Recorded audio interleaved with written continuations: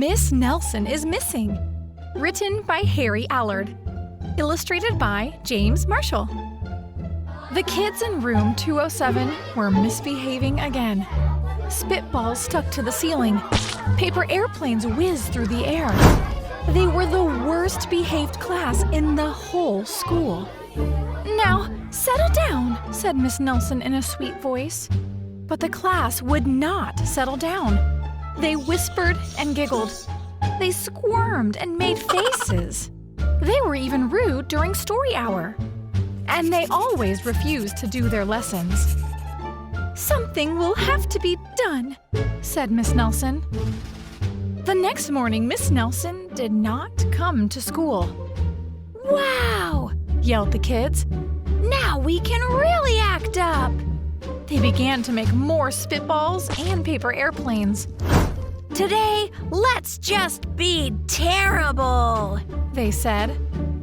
"Not so fast," hissed an unpleasant voice.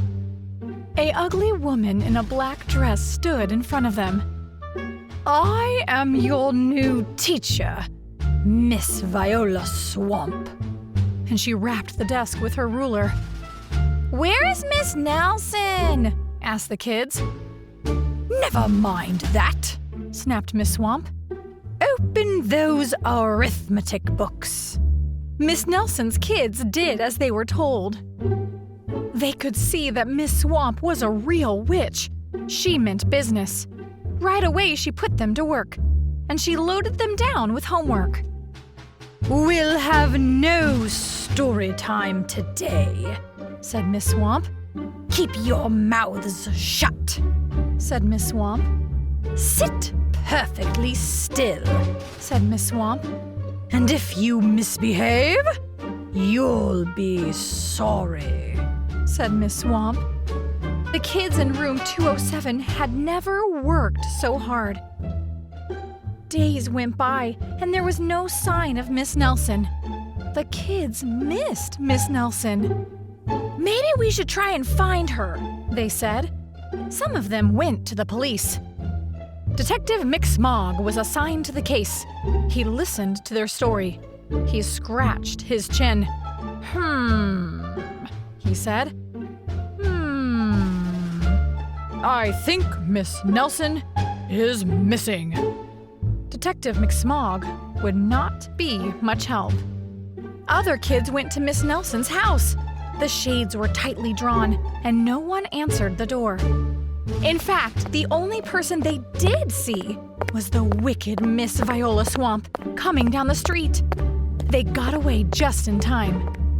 Maybe something terrible happened to Miss Nelson.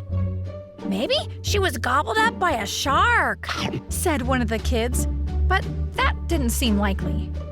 "Maybe Miss Nelson went to Mars," said another kid, but that didn't seem likely either. "I know!" exclaimed one know-it-all. "Maybe Miss Nelson's car was carried off by a swarm of angry butterflies." But that was the least likely of all. The kids in room 207 became very discouraged. It seemed that Miss Nelson was never coming back, and they would be stuck with Miss Viola Swamp forever. They heard footsteps in the hallway. "Here comes the witch," they whispered. "Hello, children," someone said in a sweet voice. It was Miss Nelson. "Did you miss me?" she asked.